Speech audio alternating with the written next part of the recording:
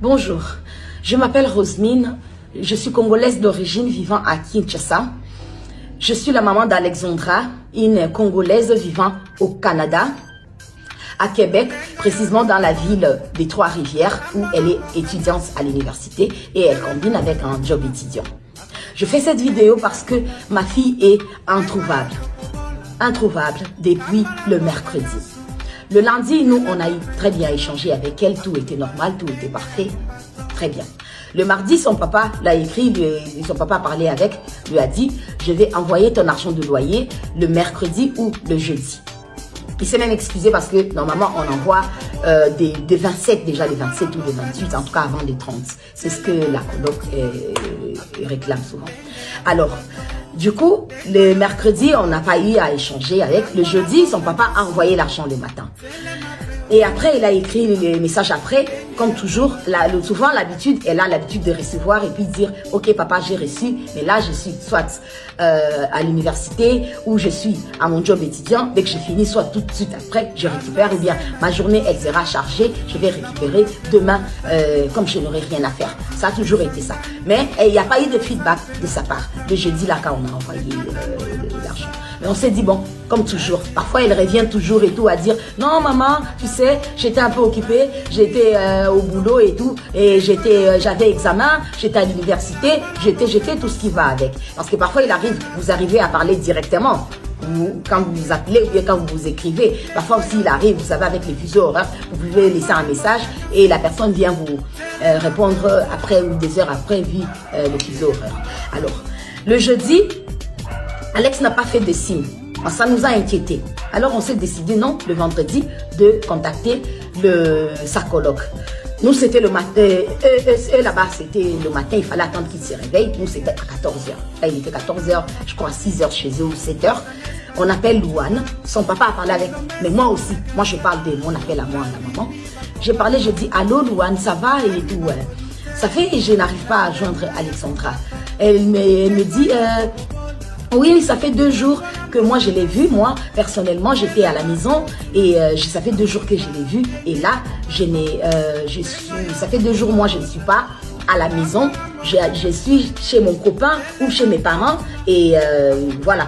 Mais vous pouvez me laisser à l'heure de ma pause, j'irai à la maison. Je vais essayer de voir si je vais la contacter, la voir et puis revenir vers nous. J'ai dit, mais là, je suis vraiment très inquiète, Louane. Je ne sais pas. Oui, madame, je vous comprends très bien et tout. Alors, j'attends un peu et tout, et puis je lui rappelle encore et tout. Je ne suis pas encore partie et tout, mais après, je pars dites-moi dans combien de temps. Non, dans une demi-heure, peut-être je serai. Ouais. Je dis, ok, d'accord. Après, tout de suite, après qu'on se raccroche, elle m'envoie un SMS. Parce qu'avec avec Louane, je ne parle pas sur WhatsApp. C'est juste l'appel normal. L'appel normal et tout. Donc, elle me fait un SMS pour me dire, rappelez-moi, j'ai la suite et j'ai des nouvelles de mon coloc. Je rappelle tout de suite. Allô? Oui, j'ai mon coloc qui m'a dit qu'il a déposé le mercredi à l'île de Cantan. J'ai dit, un coloc? J'ai dit, mais Louane, je ne savais pas qu'il y avait un coloc. J'ai pensé que vous habitez que ma fille et vous et tout. Il me dit, non, il y a un coloc. Et après, il y a votre fille et l'autre coloc. Personnellement, je me suis dit, si déjà ma fille ne m'avait jamais dit qu'il y avait un coloc, peut-être on s'est dit, vous savez, nous sommes des mamans africaines, on est parfois un peu parano et tout. Je n'allais peut-être pas à la ville là où il y a un garçon parce que je savais qu'il n'y avait que la fille ou laquelle, c'est elle la maîtresse, qu'on a fait le bail et voilà. Et on savait qu'elle était toujours en contact. Et sur les vidéos qu'elle avait envoyées, bref, je savais que Alex n'habitait qu'avec Louane. Je n'étais pas au courant du coloc. Bref, ça. Après, elle me dit, je lui demande, passe-moi le numéro du coloc en question. Elle dit non, déjà, je savais qu'il ne va pas vous répondre et tout parce qu'il a travaillé de nuit, il est rentré, il va dormir. J'ai dit, bon, puisqu'il vient de vous donner l'information maintenant qu'il a eu Alex, il a déposé Alex à l'île de Cantan. Donc, je pense que je suis sa maman, je suis inquiète. Il peut aussi me donner la même information comme ça que je puisse parler avec lui. Je vous envoie quand même le numéro, mais je sais qu'il ne répondra pas. Elle envoie le numéro, j'appelle, il décroche pas. Et puis après, finalement, il décroche quelques temps après et j'attends la voix de Louane à côté. Donc j'ai compris que Louane, elle avait pris justement sa pause en question pour aller à la maison pour vérifier comme il m'avait dit. Alors il me dit, oui, j'ai déposé votre fille mercredi à 15h40 à l'île de Cantan. C'est là où j'ai déposé votre enfant et c'était la dernière fois que je l'ai vue et elle n'est plus revenue à la maison. Alors je lui pose la question, je dis, mais comment vous savez qu'elle n'est pas revenue à la maison? Parce que sûrement vous avez des programmes différents. Vous pouvez aussi être à votre truc, vous pouvez être occupé, elle aussi. Il dit, non, moi je suis des 3h du matin ou des 3h à 3h, je suis plus de temps ici. Donc si elle était revenue, je l'aurais su et tout. Donc, elle n'est pas revenue depuis le jour où je l'ai déposée à l'île de Cantan. Et je me rappelle encore, Louane m'avait dit, pendant qu'on parlait d'abord au téléphone, elle m'a dit, ah tiens, je me rappelle que hier, j'étais venue à la maison, j'ai vu sa chambre, la porte de sa chambre, la porte était ouverte, mais je n'ai pas entendu de bruit, je ne l'ai pas vue elle. Donc, je ne l'ai pas vue elle, la personne. Je dis, ah ok, d'accord. Alors, je leur demande, je dis, s'il vous plaît, contactez la police. Comme ça, plaignez-vous que votre coloc, vous ne voyez pas votre collègue, vous n'avez pas les nouvelles de votre coloc depuis le mercredi. Alors ils me disent non, on ne peut pas appeler la police parce que la police ne prendra pas en considération les amis que le parent. Donc ça sera mieux vous-même appeler la police et tout.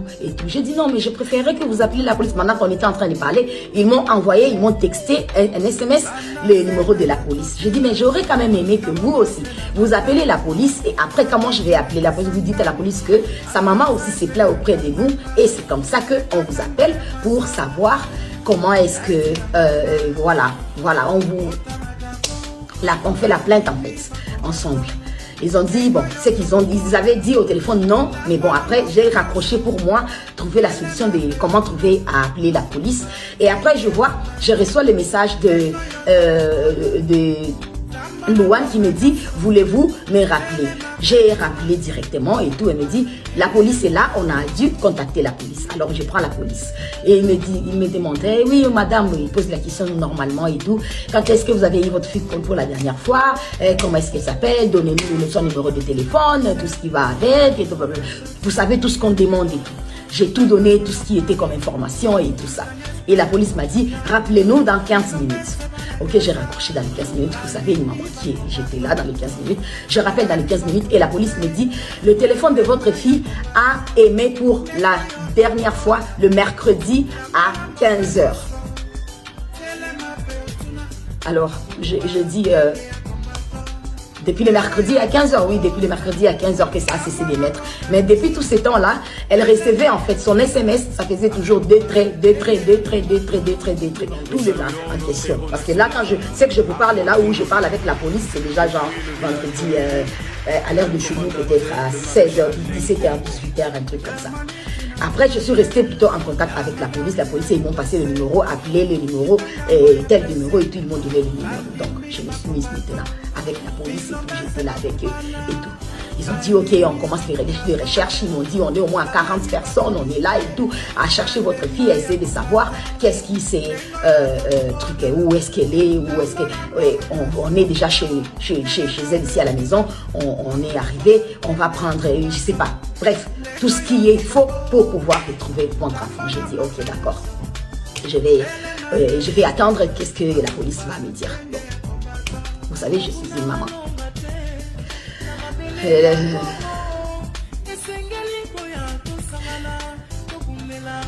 J'ai envoyé ma fille au Canada pour aller étudier parce que le Canada, c'est un très beau pays, un très bon pays qui offre des choses tellement meilleures, qui offre la sécurité déjà premièrement. Et c'est par là que j'ai voulu que ma fille aille là-bas. C'est mon seul et unique enfant. C'est le seul enfant que j'ai eu. C'est le seul enfant que j'ai accouché. C'est la fille que j'ai eue à mes 16-17 ans, quand j'étais petite. Et j'ai souffert de ma vie. Et j'ai souffert. Et j'ai dit que ce que j'ai vécu, ma fille n'allait pas le vivre. Il fallait que je me batte pour pouvoir offrir une vie meilleure à ma fille. Alors, c'est pourquoi j'ai envoyé ma fille au Canada pour aller étudier. Je suis une mère à ce moment, une mère à ce moment tellement triste. Mais Alex, je m'arrêtais de dire, ma fille, reste forte. Je n'arrêterai pas de te chercher jusqu'à ce que je te retrouverai, mon enfant, mon bébé. On a un slogan, ma fille et moi. Alex et maman contre le monde entier. Et je lui dis toujours, si quelque chose t'arrive, qu'est-ce qui m'arrivera à moi? Elle répond, tu vas mourir. Oui, Alexandra, je vais mourir. Hein. Je vais mourir, hein, mon bébé.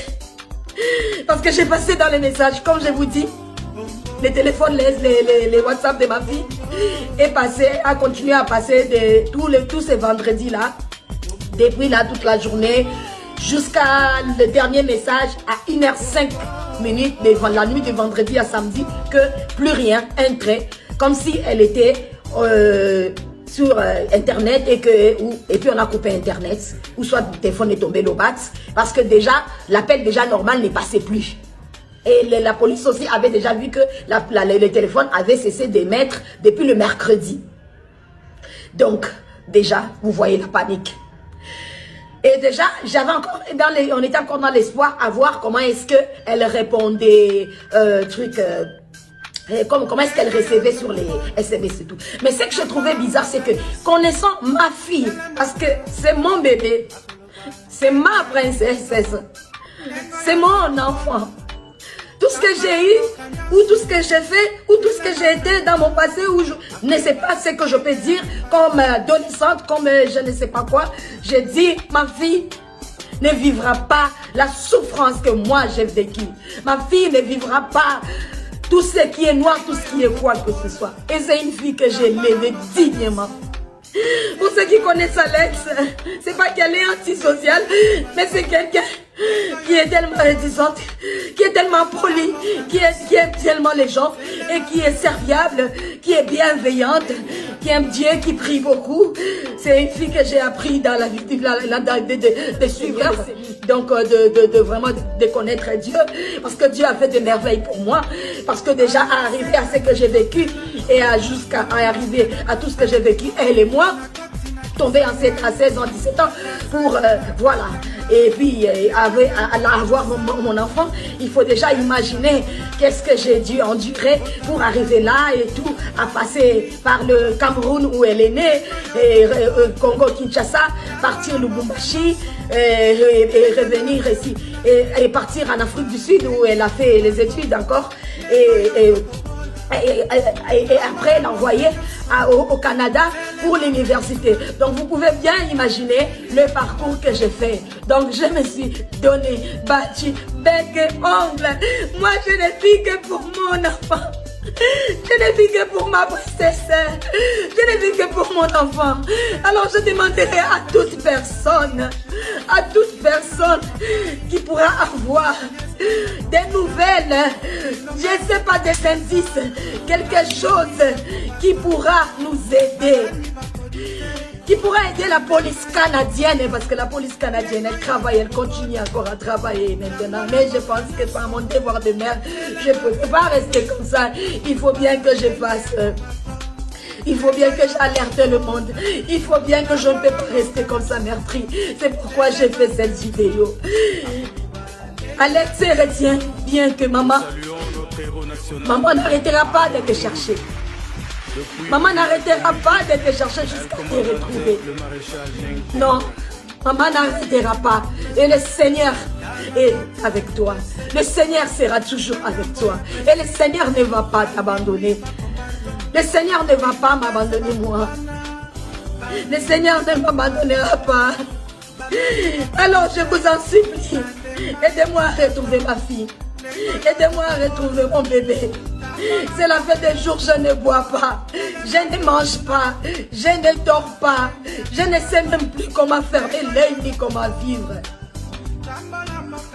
Je demande à tous ceux qui vivent à Trois-Rivières, s'il vous plaît, aidez-moi à retrouver mon bébé.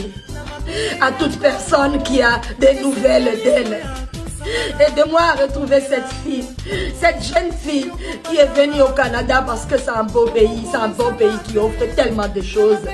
Un pays avec beaucoup de sécurité, un pays pour un avenir meilleur, comme j'ai toujours dit, comme je lui ai toujours dit. Je dis ce que j'ai pas eu, toi je vais te l'offrir à toi mon bébé, toi tu l'auras. Aidez-moi, aidez-moi, je suis une maman perdue.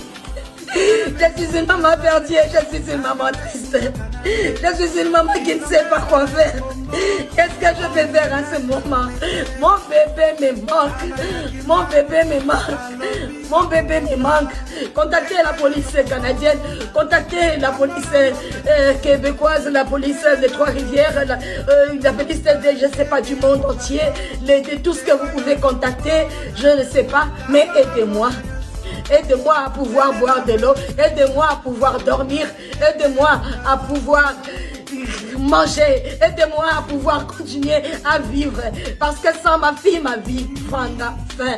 Parce que je l'appelle ma vie. Je l'appelle mon essentiel.